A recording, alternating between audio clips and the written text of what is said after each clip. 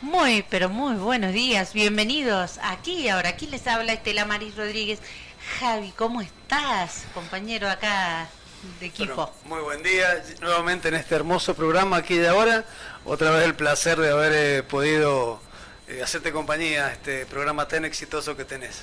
Bueno, muchísimas gracias. Le mandamos un saludo a Dani, que se mejore prontito también. Que se mejore pronto, Dani, que le estamos esperando. Así es. Bueno, ya tenemos al invitado de hoy. Hemos estado haciéndole la promoción, así que le vamos a dar la bienvenida a Marcos Calvente. ¿Cómo estás, Marco? Bienvenido. Muy bien, muchas gracias por la invitación, Estela, Javier.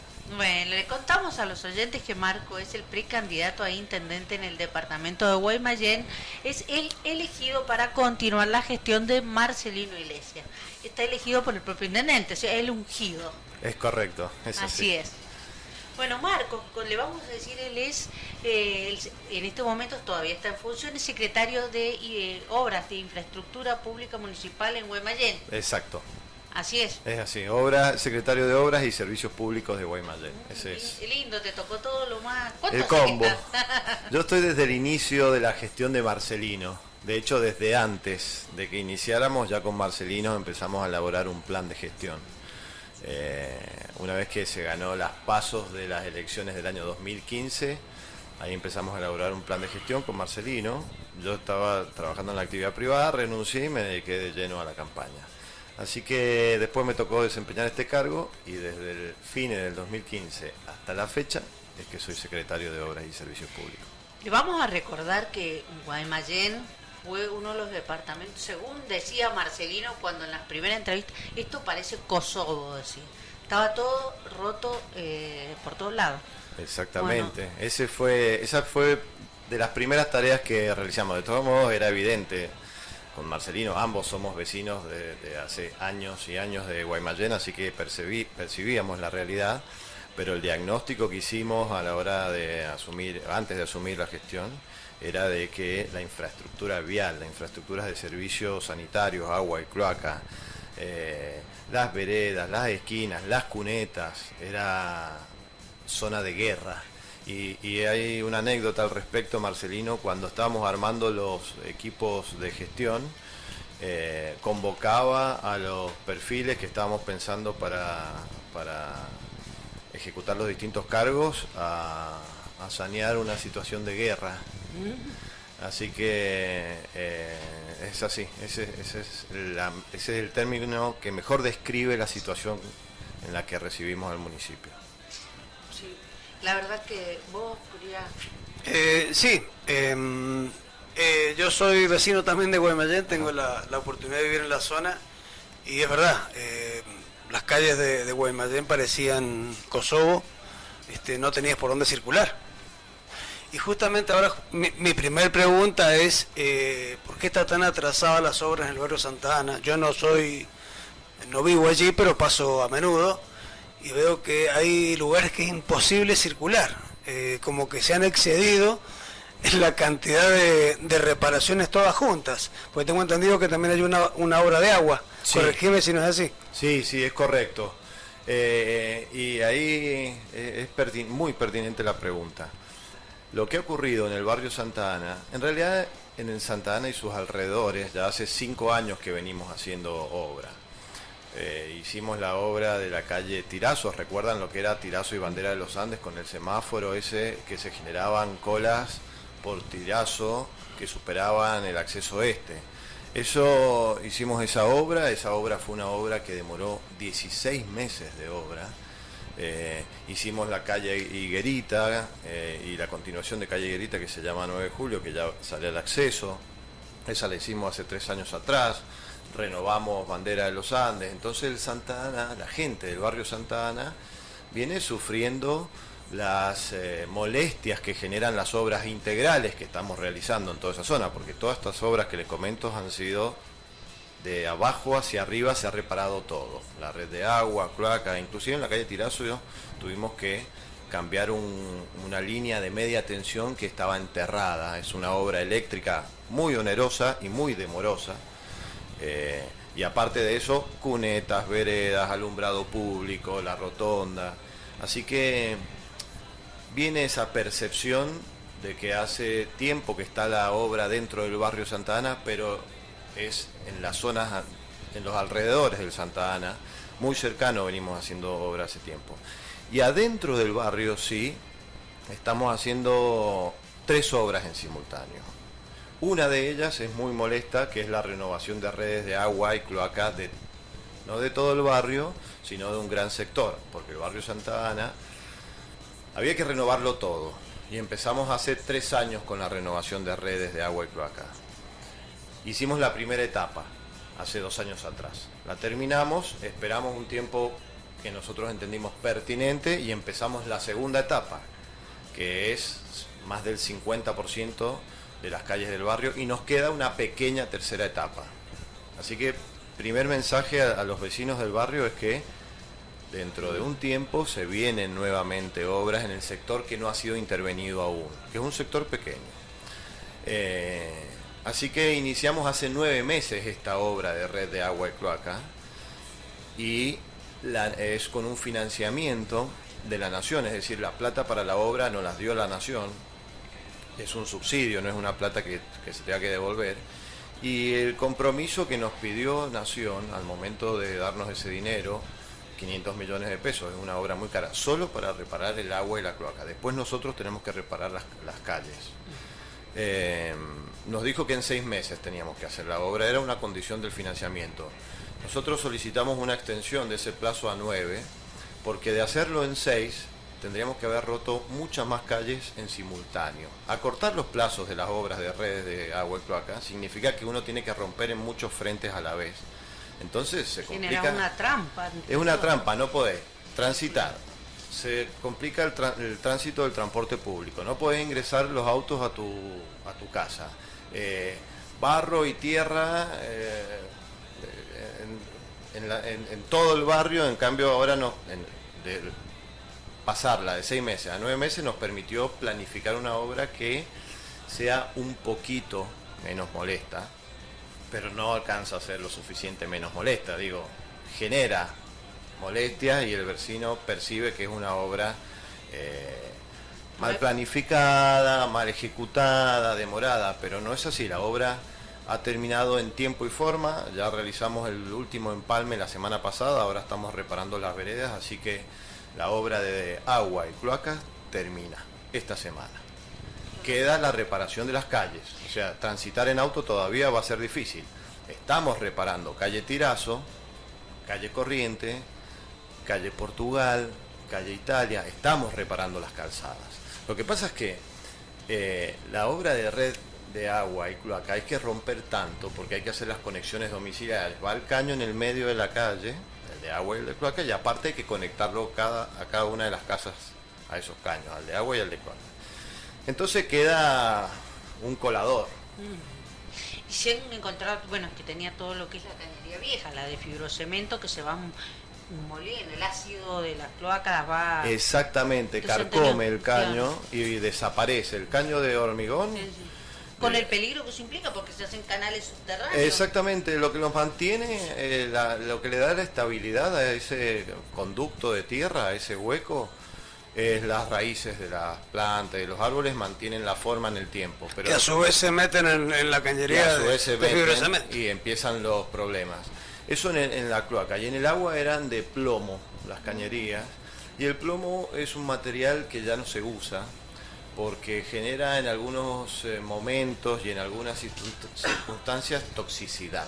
Claro, con el tiempo, tanto toma agua con plomo que te termina. Claro, y son cañerías que llevan 40 años de antigüedad. Entonces, la reparación de redes de agua y cloacas en el municipio de Guaymallén es ineludible.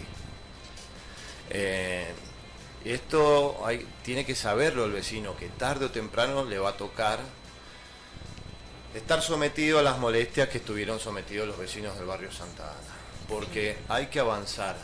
Las obras de saneamiento, aparte de mejorar las condiciones en la presión y en el funcionamiento de las redes, significan salud.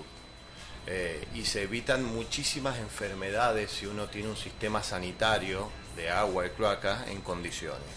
Cuando se pierde las condiciones correctas de operación de ese sistema, empiezan a aparecer enfermedades. Ya hay estudios de la Organización Mundial de la Salud que muestran esto. Yo no tengo estos datos en mano, ¿no? Pero que muestran el impacto que tiene en la salud pública la infraestructura, avanzar en la infraestructura sanitaria. Y sí, sí, porque ya el solo hecho de que haya buenas descargas de los líquidos cloacales, que se empiezan a conectar bien, porque recordemos que habían casas que por ahí se agotaban en acequia. El sistema de acequia que han hecho en Guaymallén, eso también ayuda a que circule. Y cuando, bueno, ahora ya nos tenemos que ir a ver a la tanda, todavía me queda un par de minutitos, porque me gustaría, me gustaría también que contaras, Marco, como funcionario, y tiene que ver, yo sé que vos estás como precandidato, pero tiene que ver con la continuidad después de una gestión, el hecho de que Guaymallén se inundaba. Exactamente. Se inundaba muchísimo. ¿Y cuánto hemos tenido? Pero a la vuelta, cuando vuelva, nos contás sobre el cambio que tuvo y que la gente por ahí tiende a olvidarse. Rapidito, o sea, lo sufre, pero cuando dejó de pasar, ¡pum!, se te fue. Es muy importante lo que Así es. Vamos al corte.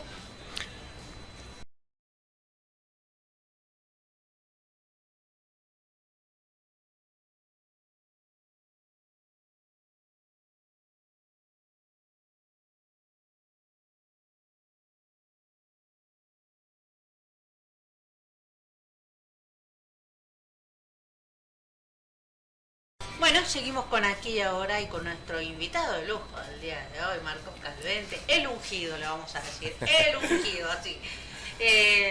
Marcos, contanos, porque antes de irnos a la tanda, yo me acordé del tema de las inundaciones que tenía Guaymallén, y bueno, y que la gente por ahí tiende a olvidarse y ahora se queja por los cortes de calle.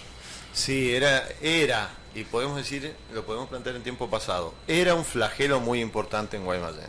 Y era tan importante, acá hay otra anécdota, que lo corregimos nosotros a ese problema después de 6 años de trabajo ininterrumpido en generación de drenajes, no solo cunetas, sino canales más chicos y canales más grandes. Pero no fue fácil conseguir el financiamiento porque en el periodo de transición hubo una gran tormenta. Hubieron 2 grandes tormentas en el periodo de transición, estoy hablando desde junio a noviembre del 2015. Y después en febrero del 2016 hubo un tormentón en Mendoza y se concentró en en Guaymallén. Tuvimos un conflicto serio, entonces registramos los efectos de esa tormenta. Yo generé un informe técnico de eso y con eso fui a Recursos Hídricos de la Nación y le planteé el problema de anegamiento y de inundación que tenía Guaymallén. Teníamos 45 puntos, pero en algunos de esos 45 el agua llegaba a 80 centímetros de profundidad. Llegó en estas oportunidades, entonces metía el agua a las casas. Bueno, fue un verdadero desastre. Impactó tanto esa situación en el secretario de Recursos Hídricos de la Nación que nos dio un financiamiento para empezar a materializar el plan de drenajes urbanos que habíamos generado. Yo había llevado ese informe, ya a su vez que mostraba el problema que tenía Guaymallén y realizamos con unos técnicos, con técnicos de la municipalidad, un plan para mitigar ese problema. Era un master plan y eran obras millonarias. Entonces el secretario de Recursos Hídricos en ese momento dice: veo terrible la situación que sucede ahí en Guaymallén, siendo la zona más poblada de Mendoza y siendo una de las provincias más importantes del país. Era una locura que tuviera exactamente esa situación a esta altura y dijo: vamos haciéndolo por etapas. Fue una idea de él, así que nos financió la primera etapa. Con eso erradicamos la mitad del problema y después financiamos la segunda etapa del problema, la segunda etapa del plan, y con eso erradicamos ya casi todos los puntos de anegamiento. Ahora las tormentas son fuertes y hay algún problema, pero es muy puntual y tiene que ver con los minutos del pico de la tormenta, que es cuando cae la mayor cantidad de agua. Puede haber que ingrese en alguna u otra casa agua, pero capaz que ¿Y por qué digo que son efectos más puntuales? Porque puede ser por la mugre, las botellas que tienen las cunetas, que se traban en algún punto, eso hace que el sistema de drenaje en algunos puntos no esté funcionando, pero es por la basura, y eso genera alguna inundación de alguna casa, pero son casos muy particulares, muy puntuales. Así que ahora estamos gestionando la tercera etapa. Pero lo que yo quería remarcar es que impactó tanto la situación de inundación que sufría el municipio que nos generó una alternativa de financiamiento, y desde ahí que venimos financiando y venimos trabajando 6 años seguidos en la mejora de los drenajes urbanos a través de recursos que nos envía la Nación, que son en concepto de subsidios, insisto, eso es importante porque es plata que llega de la Nación al municipio y el municipio no tiene que devolver ese dinero, queda invertido en obras. Pero has dicho algo importante, Estela, que es que la gente se olvida de esos problemas y son históricos. Muchas veces hemos visto fotos y en las noticias cómo se inundaba el acceso y el túnel. El túnel que eso es algo para aclararlo siempre. Sí, venimos haciendo una especie de docencia en eso. El túnel uno tiene dos alternativas de manejar la acumulación del agua en el túnel. Generar un sistema súper caro, súper oneroso y muy sofisticado para que apenas acumule un poquito de agua, tener un sistema que vaya sacando ese agua, y es para que pasen 1 o 2 autos durante la tormenta, porque la gente en la tormenta no está transitando, no es un momento normal para un mendocino. Generalmente el mendocino cuando hay una tormenta se queda en su casa y no sale a pasear. Entonces hay poco tránsito. Podemos generar ese sistema o podemos hacer lo que hicimos, que cerramos la barrera. Claro, cerramos el túnel, dejamos que se acumule agua, y ese agua ahí sí tenemos, cuando llega a un nivel, tenemos un sistema electrónico que le avisa a las bombas y empieza a sacar ese agua y la tira a las cunetas. Eso nos hace que el túnel esté cerrado 3-4 horas y no complica mucho el tránsito, pero nos genera una función importante, y que es algo que es un concepto que tenían todos estos planes de remodelación de los drenajes, que es lo que nosotros tratamos es de no exigir tanto al sistema de drenajes, no exigir tanto al sistema de cunetas y canales, y retener agua. Porque si generamos infraestructura para conducir el agua cuando cae toda la tormenta junta, tenemos que hacer cunetas y zanjones gigantes para que se usen 6 veces al año y durante 2 o 3 horas. Entonces, ¿qué es lo que tratamos de hacer? No es fácil y estamos avanzando de a poco. Generar puntos donde se acumule el agua. Y ese agua que se acumula, después de que empieza a menguar la tormenta, que empieza a caer menos agua, empezar a tirarla al sistema de drenaje, para no acumular tanta agua junta. Y si no acumulamos tanta agua junta, la infraestructura, el tamaño de los canales puede ser un poco más reducido y por lo tanto más económico y más eficiente, hacia la eficiencia del uso. Pusieron en funcionamiento canales que estaban en desuso, tapado de tierra, como fue el Lagunita y todo eso, porque me acuerdo que ya casi como que estaban desaparecidos los canales, los cauces. Sí, todas esas obras son partes de estos planes y fueron partes de estos contratos que nos financió la Nación. Un canal que también no funcionaba era el canal de calle Avellaneda. No sé si recuerdan cómo era la calle Avellaneda, en definitiva. Ese era un canal que es muy importante, y después de que hicimos la intervención de la calle Avellaneda, ese canal termina descargando en el Lagunita. Se evitaron un montón de inundación y de problemas que se generaban en ese sector. Vos en el bloque anterior nos comentabas de que la Nación en su momento les propuso que la obra la hicieran en 6 meses y ustedes le dijeron que menos de 9 no podían tardar. ¿Eso se debe a que la mano de obra que usan es mano de obra propia del municipio o contratan a algún tercero? No, es una contratación completa. Nosotros generamos los planos que explican la obra que hay que hacer, y eso se llama licitación. Las empresas se presentan y hacen todo, menos la reparación de la calzada. Así que la razón de pasar de 6 a 9 meses era para que no fuera tan molesto la intervención. Podríamos haber dicho 12 meses o 18 meses, entonces íbamos calle por calle en ese sentido. Entonces, una calle, los vecinos de una calle se iban a molestar, pero el resto no, pero se iba a prolongar mucho en el tiempo. Y hay dos problemas de las obras que se prolongan. Primero, la inflación, que una obra que nos salía 500 nos iba a salir 800, así que la nación trata de, la nación y la provincia y el municipio trata de optimizar el uso de los recursos económicos, entonces conviene más cantidad de obras con menos plata, así que eso no era viable. Y tampoco es viable desde el punto de vista técnico, porque hay momentos en que no se encuentran, no hay disponibilidad de algunos materiales. Entonces hoy hacer obras largas es complicado, porque hay momentos en los que no hay hierro para la construcción, o no hay caño plástico o caño de PVC para realizar una determinada obra. Entonces hay que hacerla.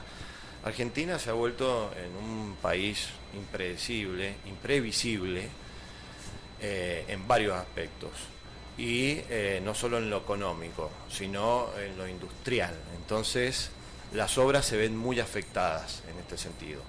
Para que no tuviéramos ese problema en la obra del Santa Ana, nosotros generamos un anticipo financiero al inicio del contrato y forzamos a que la empresa se proveyera de todos los materiales para que no tuvieran el problema y la excusa de decirnos no puedo avanzar porque claro, no tengo. Esa es la pregunta a lo que yo te quería apuntar, porque cuando ustedes hacen la licitación, me imagino que hay un pliego licitatorio y se deben presentar varias empresas. Correcto. Entonces en ese momento, al aceptar un pliego licitatorio, me imagino que el oferente te pasa un monto. La pregunta es, ¿no se podría exigir que la obra fuese en menos tiempo en el pliego licitatorio? Sí, siendo sí. que vos le estás dando un anticipo de dinero para que se guarden materiales, para que acopien materiales. Eso ocurrió. La empresa acopió materiales y no hemos tenido faltantes de materiales. Por eso les decía que la obra se ejecutó en tiempo y forma. El plazo de obra se establece en los pliegos, como bien vos decís, y el plazo de obra que establecían estos pliegos eran 9 meses, y la obra se cerró a los 9 meses. Se cerró a los 9 meses porque la empresa hizo bien su trabajo, pero porque nosotros pusimos algunas condiciones que permitieron que eso sea así, como lo que les comentaba, que ese anticipo que los obligaba a proveerse de los materiales al momento cero de la obra. Pero lo de los 6 meses no queríamos hacerlo porque la perturbación a los vecinos iba a ser muy alta y son obras complicadas. Vos fíjate que ha sido la obra del barrio Santa Ana, estamos ejecutando 20 obras en simultáneo y yo vengo hablando del barrio Santa Ana hace 3 meses. O sea, es una obra que impacta mucho en el ánimo del vecino, pero yo quiero ir avisando que es una obra necesaria e ineludible. Claro. En realidad también la gente tiene que entender que a veces cuando son obras tan complicadas, porque las partes de abajo son las que más demoran, Sí. a veces tenés que estar de acuerdo también con otros organismos Exactamente. para poder terminar. Sí, es Wow. un buen punto. El dueño el que recibe la obra esa, nosotros construimos la obra a través de una empresa, pero se la damos a ISAM, que es el operador. Entonces, a ISAM nosotros hacemos los planos, a ISAM nos los corrige y nos dice, ok, estos planos están bien, acepto desarrollar esta obra. Y después nos inspecciona la construcción y nos inspecciona los empalmes. Hay una interacción que tiene que ser bien articulada con AISAM, y en este caso sí hay que destacar el compromiso a AISAM, porque AISAM está resolviendo. Las redes están complicadas, las redes de agua y cloacas están complicadas en toda la provincia de Mendoza. Me refiero al área metropolitana, no por culpa de la actual gestión, sino por la desinversión de años y años. Y la desinversión tiene que ver con dos factores, que son obras caras y cuesta conseguir plata para eso, pero también son obras difíciles desde el punto de vista político y social por esta complicación que generan la queja del vecino. Entonces, por gestiones se ha decidido no intervenir en el sistema de redes de agua. Así que Es complicado, pero hemos andado bien con AISAM en la interacción y por eso pudimos hacer la obra en tiempo y forma. Bueno, tenemos que ir a un corte. Bueno, vamos a un corte y Vamos al ya corte, seguimos con entonces. Aquí y Ahora.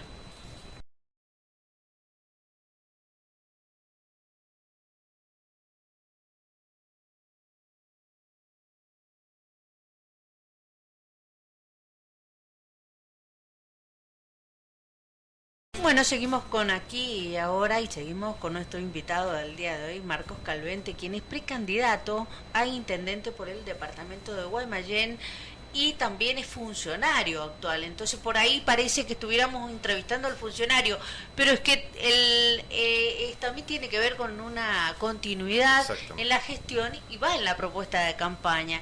Vos tenías una consulta para hacerle, Javi. Sí, tengo dos, pero vamos a ir de a una. No lo vamos a tosigar.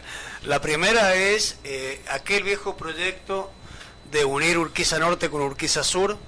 Sabemos que es una obra que no solamente debe estar de acuerdo el municipio, sino entiendo que debe haber una aprobación o inmiscuirse en el problema de lo que es vialidad nacional. Por supuesto que está la ruta 7 de allí, que habría que atravesarla de alguna manera.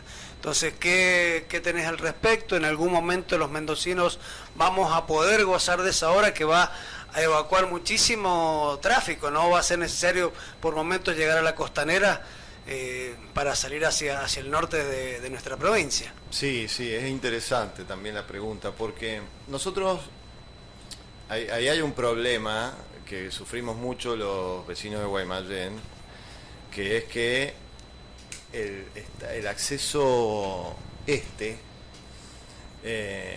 corta, en realidad Guaymallén está cortado en 3 porciones, por el acceso este y el acceso sur.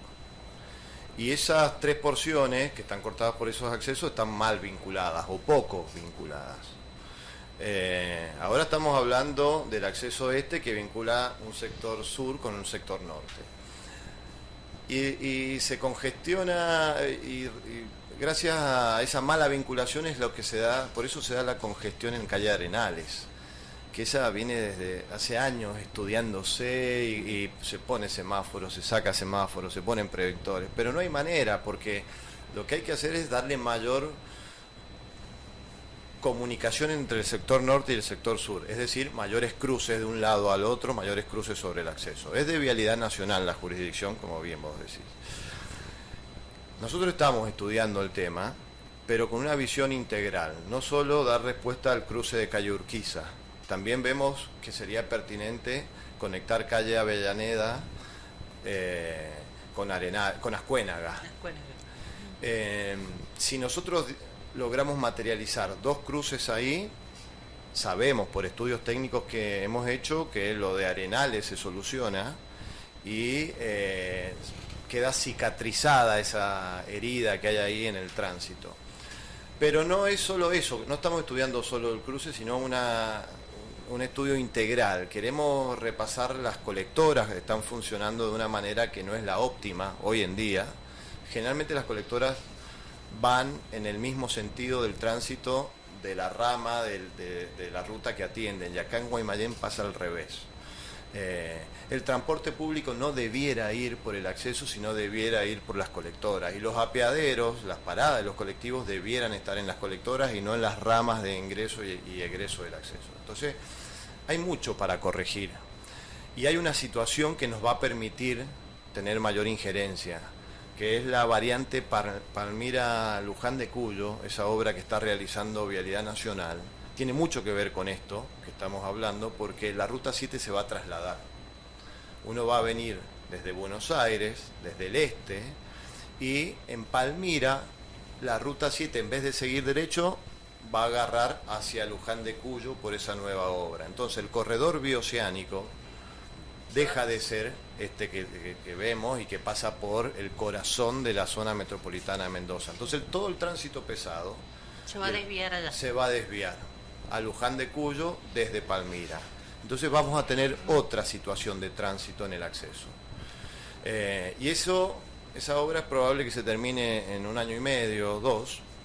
Así que para ese entonces nosotros ya queremos tener un plan integral de intervención del acceso. O sea que está en proyecto, en carpeta, unificar lo que sería Urquiza Norte con Urquiza Sur y por lo que me decís también Avellaneda con Ascuénaga. Exactamente. Lo que sí tengo que confesar que hoy los estudios nos están dando, porque siempre se pensó vincular Urquiza Norte con Urquiza Sur a través de un cruce sobre nivel. Que viniera un puente que pasara por arriba del acceso o al revés, que el acceso pasara por arriba de un cruce a nivel. Pero esa obra es muy cara, es una obra faraónica y los estudios de ingeniería, lo que estamos realizando nos muestran otra cosa, otro rumbo, y es generar cruces a nivel con semáforos y rotonda. Situación similar a la que tenemos en el acceso avenida en el acceso norte. Desde el aeropuerto para acá hay una serie de cruces semaforizados y con rotondas.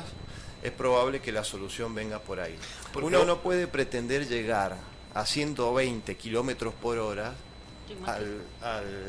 ahí a la terminal y al encuentro de... No, es imposible. Pues estamos pasando por un ejido urbano, una zona urbana, la zona urbana de mayor densidad de la provincia de Mendoza. Entonces hay que bajar la velocidad de los autos. Y se disminuirían las muertes por cruces, porque la gente cruza la avenida, pues no tiene a veces por dónde, y donde vienen a una velocidad que bueno, le calculás al auto esa velocidad como viene, y bueno, ahí pasa. Claro, es que tiene que ver con esto. Hay mucha gente, hay un parque, está el Parque del Acceso, y es el segundo parque más grande de la provincia de Mendoza. Está el Parque General San Martín y después está ese parque. Que es como larguísimo, claro. Es larguísimo y es el segundo parque en superficie y es el segundo parque en recepción de gente. Es el segundo parque que más gente recibe. Entonces tenemos ese parque y en el medio del parque una ruta al mismo nivel, con una velocidad directriz o una velocidad de circulación de 120 kilómetros por hora. Discúlpame, me quedé. Vos decías que no se puede hacer o que no es conveniente, y sin embargo hay una obra que es muy parecida, que es la que Estrada Sarmiento, que vos tenés que el acceso va por arriba de esa vinculación. Sí. Y hoy en día tenés una cantidad de placas, no sé cómo se llaman el nombre, de esas placas que ya vienen hechas de cemento, que son inmensas y... ¿No se podría utilizar algo así para levantar el acceso allí en Urquiza? Sí, pero está en el costo de la obra y después que hay que bajarle la velocidad. Claro, la idea es disminuir la velocidad en las zonas urbanas, por más que sea una avenida, bajarle la velocidad. Hay que ensancharle, o de otra cosa, claro. Hay que agregar, vieron que él se estrangula el acceso... ahí en House ahí. Claro, exactamente. Ahí en el túnel del shopping, ahí viene con 3 tramos, 3 trochas de cada lado y pasa a 2. Y por eso vemos con tanta frecuencia accidentes en ese sector. Porque es complejo, porque la velocidad es alta y porque hay que acomodar de 3 carriles a 2 en un tracho muy corto. Entonces hay que ensanchar, agregarle un carril más, pero bajarle la velocidad y considerar eso como una vía urbana y no como una ruta nacional. Claro. Y las vías urbanas llevan rotonda y llevan semáforo. Esto es una propuesta, ¿no? Todavía estamos en borrador y la estamos estudiando desde el punto de vista técnico. Para definir esto se hacen censos de tránsito, digamos, es una definición técnica, no política. Pero tenemos un antecedente que vemos que funciona y que es el acceso norte. Con las rotondas. Con las rotondas. Sí, claro, porque entre una rotonda y la otra te obliga, no puedes llegar a una velocidad tan fuerte, pero también genera pasos de colectivos, genera un montón de cosas que une sectores. A mí me parece también muy buena idea. La parte de la barraca está dentro de ustedes, ¿no? Del departamento. Del departamento de Guaymallén. Ahí no sería también importante hacer algo así, por ejemplo, para disminuir el cruce de gente que piden una pasarela. Una pasarela pero la peatonal. pasarela después no la usan tampoco porque hay que es... subir. Por ahí preferible el semáforo, el corte. Sí, ahí lo que tenemos como complicado es que está más arriba el acceso. O sea, el nivel del acceso de la ruta está más arriba que el nivel de la barraca y de las calles laterales. Entonces hay un desnivel ahí que salvar. Pero ¿Se puede generar algo? habría que estudiarlo. Estamos ahora con el foco puesto en el acceso este. Claro. Pero ¿por qué? Porque por lejos lejos es el lugar que más siniestralidad vial tiene de los accesos en Mendoza. Este sector donde se estrangula de 3 trochas a 2. ¿Hay espacio para ampliar o tendrían que No, correr al hay que- medio, al pequeño hay bulevar ese espacio. que hay ahí? No hay espacio, nos tenemos que ir hacia el costado, hay que intervenir el túnel del shopping, el famoso túnel del shopping, de Soldado Desconocido, hay que hacer una obra bastante grande, hay que extenderlo hacia el costado. Y después los puentes peatonales también hay que abrir los Hay cruces zonas peatonales. donde hay en el medio, pero eso ya no está dentro de Guaymallén, creo que es que donde se podrían agregar y meter en el medio, no sé, viste, las cosas de cemento, esa que los divide, porque también eso impide que la gente cruce. Hay a veces cruces Matados pájaros enteros ahí. Hay a veces Claro. cruces, se usan los guardarray, los famosos guardarray, pero Sí, pero la gente lo Lo salta saca. para ahí. En Que Godecruz, en Buenos se- Aires lo he visto, que ponen esas pilastras así Sí, como de sí, cemento, de que son hormigón. bloques de cemento y evita que la gente se pueda pasar. Ahí en un sector del corredor del oeste en Godecruz también lo tenés. también exactamente han Claro. usado. Y eso les permite que irse hacia adentro, como vos decís, Estela, ocupar ese sector del medio, Claro. porque con ese murallón, con esa muralla de hormigón, les permite ocupar mejor el espacio. Claro, aprovechar más los espacios. Bueno, la verdad que sí, hay mucho para hacer y pensando en todo, pues no solamente en el flujo vehicular, sino también en la seguridad de la gente y que la gente por ahí es lo que decíamos, hay pasarela y por ahí por no subir la pasarela o porque no podés, porque a mí me hace subir una pasarela con los bastones y me muero, trato de... Entonces como que tenés que buscar a veces en las zonas urbanas, me parece que lo más seguro es el semáforo donde haya un corte. Sí, Una exactamente. hacienda peatonal. Exactamente. Por así, porque no solamente hay que pensar en el que puede subir, Claro, en el claro. que no puede subir, Claro, que somos exactamente. muchos. Bueno, vos ya nos queda un bloque. Nos queda un Me bloquecito. gustaría que también contaras cómo pensás, si te toca ser el intendente, tenés armado un equipo, pensás seguir con parte del equipo que está hoy en gestión, una plataforma que debes tener armado para poder continuar o seguir con esto. Ya nos queda un minutito, nos estamos yendo al último corte del programa y a la vuelta me gustaría que Ok. nos contaras eso, ¿sí? Vamos.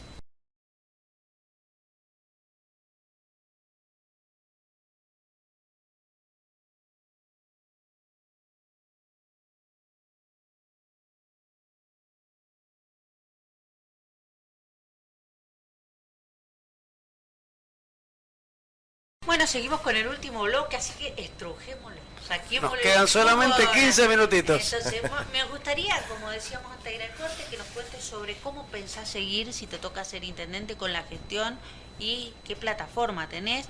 Y otra cosa, como para que también la vayas pensando, es la parte social, porque hasta ahora hemos hablado todo lo que la infraestructura de Guaymallén, pero Guaymallén, al ser un departamento tan poblado, tiene de todo. Exactamente. Mi pretensión, hay un rumbo ya marcado y un rumbo que ha sido exitoso, pero no a mi modo de ver o mi óptica, sino que los vecinos han convalidado en las distintas elecciones que nos ha tocado transitar, ha convalidado el rumbo que ha instalado Marcelino. Así que vamos a continuar con ese rumbo. Y el rumbo en términos de infraestructura, y en términos más blandos de lo que hace a la cultura, a la salud, a la educación. Lo ideal sería que yo pudiera continuar con el equipo que hemos formado con Marcelino, no solo yo y él, sino los distintos secretarios e inclusive los distintos directores, porque el equipo somos todos. Entonces, la idea o lo ideal sería que yo pudiera continuar. Pero bueno, son 8 años de gestión continuada, entonces hay distintas realidades en los secretarios, en los directores, en los jefes de áreas e inclusive en algunos empleados. Y después hay una realidad económica que también condiciona un poco la continuidad o puede condicionar la continuidad de algunos funcionarios. Así que mi pretensión es seguir, así que el que quiera acompañar esta gestión, esta nueva gestión, si se da, si el vecino así lo convalida, será bienvenido. Y en la parte social hablando de rumbo, hay un rumbo muy marcado y que ha sido distintivo de lo que era Guaymallén, inclusive de algunos otros municipios y más que nada los más populosos. Y me refiero a la parte social y cultural. Desde el punto de vista cultural, Guaymallén ha marcado un antes y un después. Esa política que tiene respecto a las actividades culturales, por decir un ejemplo, las actividades culturales que tienen que ver con la cultura y la música, el estándar que ha generado Marcelino respecto a qué tipo de música y qué oferta cultural le llevamos a los vecinos, con artistas locales tratando de promocionar la cultura y hacer crecer la cultura local.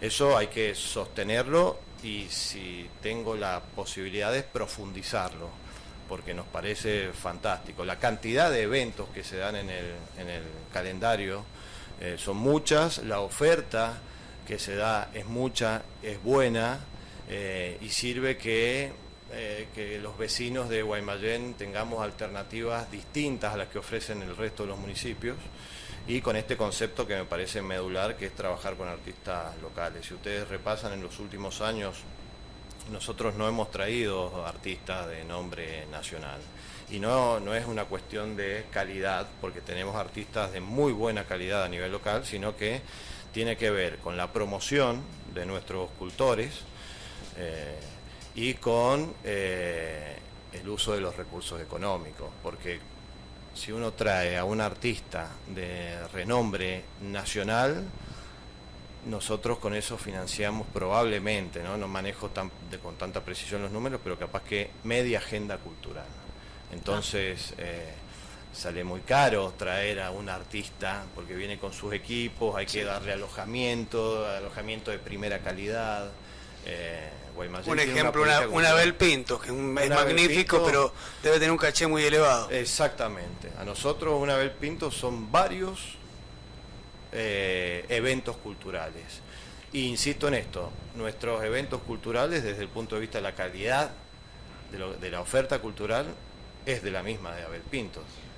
Ha llegado un mensaje, dice: buen día, quisiera preguntar al candidato a intendente si tiene pensado hacer algo en calle Mitre a la altura del Club Argentino, donde transitan tantos niños por día y la calle es súper peligrosa. Colocación de semáforos, reductores de velocidad, lomo de burro, etcétera.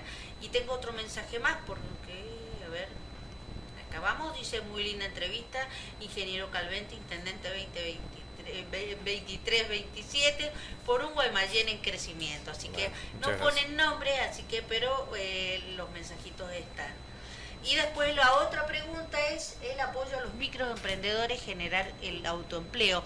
Y tenía que ver también con que cuando decías recién, los artistas locales pueden vivir de su profesión.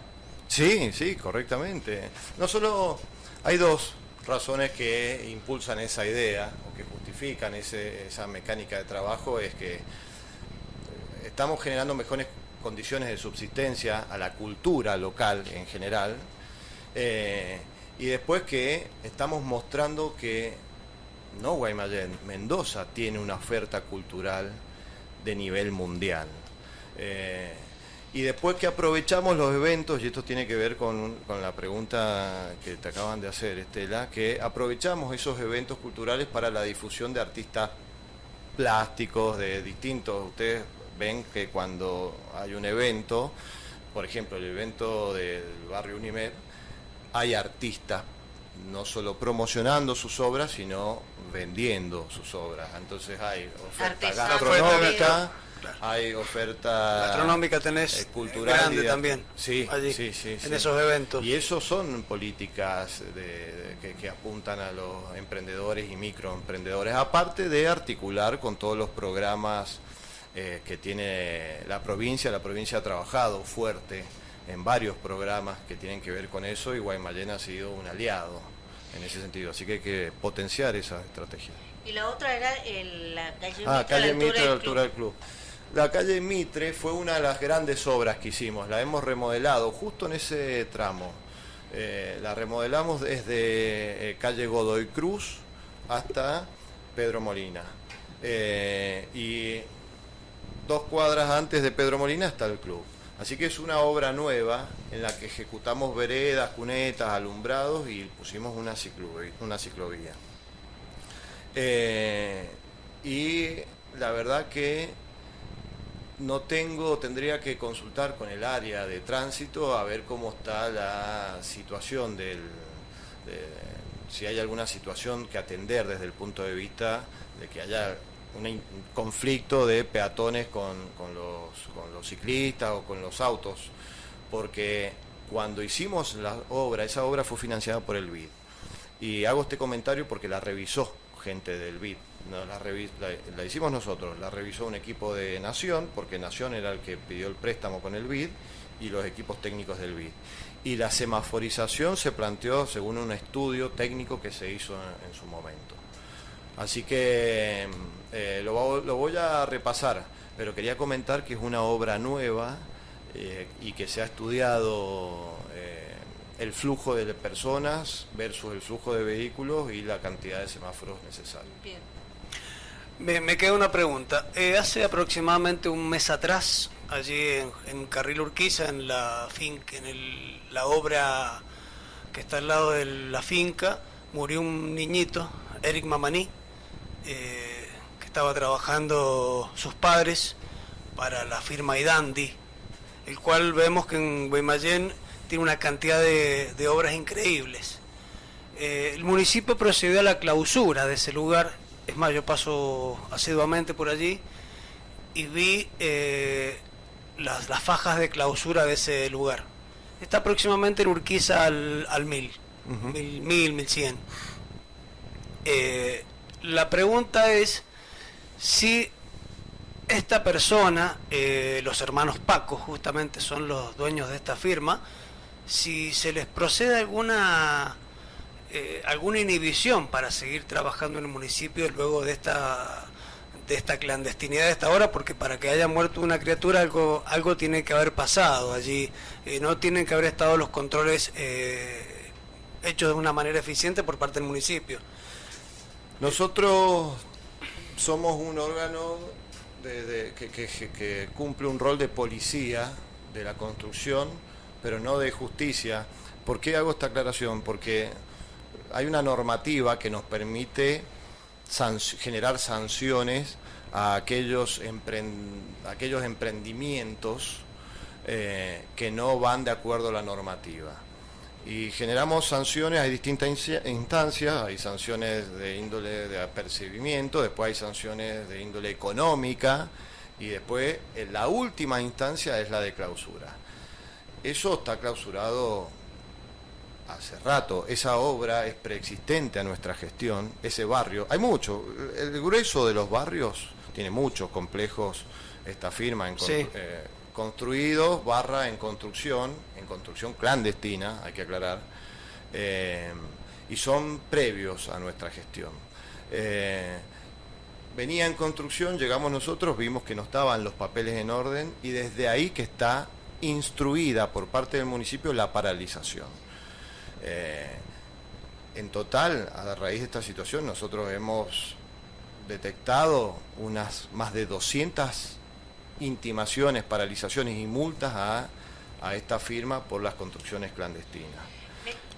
Me llega, y como para aprovechar el tiempo, me llega otra pregunta, dice, como futuro intendente, ¿cómo participará en la seguridad del departamento? ¿Me dejas que cierre el tema de Idandi? Porque cuando ustedes clausuran una obra, sí, ¿ellos pueden seguir entrando y sacando materiales o lo pueden hacer o no? Sí, es propiedad privada. Sí. Ellos pueden ir ahí y lo que no y pueden hacer actividades, pero no pueden hacer actividades de construcción, que es la que tiene que controlar el municipio. Yo no quiero entrar en la situación de la tragedia, porque está en el ámbito de la justicia, pero en esa obra no debiera, no sé qué actividad estaba desarrollando esta gente, pero no debiera haber habido actividades de construcción. Ah, Si ellos perfecto. usan eso como depósito, como guarda de vehículos, lo pueden hacer, pero esas construcciones se deberían haber paralizado y nosotros venimos notificando, porque ahí habían unas aperturas de calles que hacer, que tenían que ver con ese complejo. A ese complejo hay que abrirlo y va a una calle pública por uno de los costados. Entonces, para materializar esa apertura, amerita que se demuelan algunos departamentos de los que están construidos. Ah, bien. Y hace años que venimos nosotros notificando esa situación y esta firma está tratando de eludir esa instrucción, entonces, pero con todos los barrios estamos. O sea, ahí tenés que unir Urquiza con Curupaití. Claro, Bueno, exactamente. ya, la verdad que es para otro programa, ya te digo, Marco. Cuando quieran, Tenemos que estoy a seguir acá. disposición. Pero la última pregunta que nos llegó fue el tema de la inseguridad. ¿Cómo pensás trabajar y ayudar para intervenir como futuro intendente si te toca la oportunidad? Sí, vamos a ayudar, es la palabra, colaborar con las políticas de seguridad que implemente la justicia, porque la seguridad en definitiva, la provincia, perdón, con las políticas de seguridad que implemente la provincia. La justicia, o sea, la seguridad, el empleo y demás son menesteres que tienen una jurisdicción distinta a la jurisdicción municipal, pero como en el caso de la ayuda a los emprendedores y microemprendedores, los municipios tienen mucho por hacer en ese sentido, en la seguridad también, y vamos a seguir avanzando en la colocación de las cámaras de seguridad, en la interacción con los vecinos para generar sistemas de alarma comunitaria, una acción que tiene que ver con el desarrollo de infraestructura, pero que sirve para la seguridad, es la reconversión del alumbrado a LED. No es nada más el cambio de la tecnología, es que se alumbra mejor. Y no es por el que cambiamos el foco de sodio a la lámpara de LED, sino que hacemos un estudio de cuántos postes son necesarios, si la distancia del poste entre postes es suficiente, si no es suficiente agregamos aparatos de mayor potencia. La altura para que no la altura, sí. Y son más económicos. Son más económicos, son mucho más eficientes desde el punto de vista económico y energético, pero dan mayores condiciones de seguridad porque alumbran mejor. Así que es una serie de políticas que ayudan a la política de seguridad que implementa la provincia. Y por último me preguntan si están de acuerdo con la boleta única. Muy de acuerdo estoy. Creo que hace falta capacitación. Yo la viví ahora en estas elecciones en carne propia como fiscal y porque estuve fiscalizando en una mesa en Maipú y que tenía que hacerlo, siempre lo hago, es una actividad que siempre hago, pero aparte quería explorar cómo era la recepción del votante respecto a la boleta única. Es más rápido todo. Es más rápido todo menos el cierre. El cierre de cada una de las aulas y de las mesas es más lento y ahí hay que hacer una tarea de fiscalización muy precisa. Pero el votante lo entendió al sistema. Hay algo de confusión que hay que seguir capacitando. Yo opino eso, hay que aprovechar estos días, pero es una excelente alternativa y hay que estar muy atento a la etapa, a la parte del cierre. El paso previo al voto electrónico. Bueno, paso previo. Como ya nos tenemos que ir, el mensajito para el vecino y nos vamos.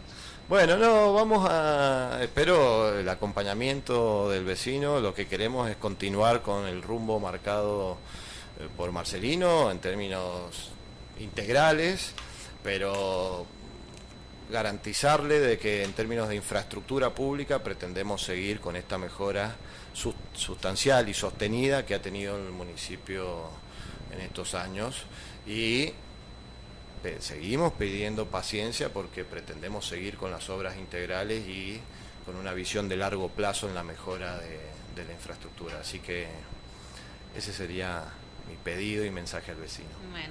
Bueno, muchísimas gracias, Marcos, por estar acá. Esperamos que te hayas sentido cómodo y bien, que es nuestro siempre la pregunta al final. ¿Te has sentido cómodo? Muy bien, no, me sentí muy cómodo, ha sido muy agradable y muy pertinentes las preguntas. Así que te agradezco, Estela y Javier, la invitación y la cordialidad con la que se dio la nota. Bueno, muchísimas gracias, Javi. Gracias por estar. Bueno, Estela, muchas gracias por invitarme. No, por y gracias, favor, Marco, sí. por haber venido a la radio. Bueno, muchísimas gracias, Marco. Gracias, Javi. Nos encontramos, si Dios quiere, mañana. Aquí y ahora. Disfruta de un sonido único. FM Otras Voces.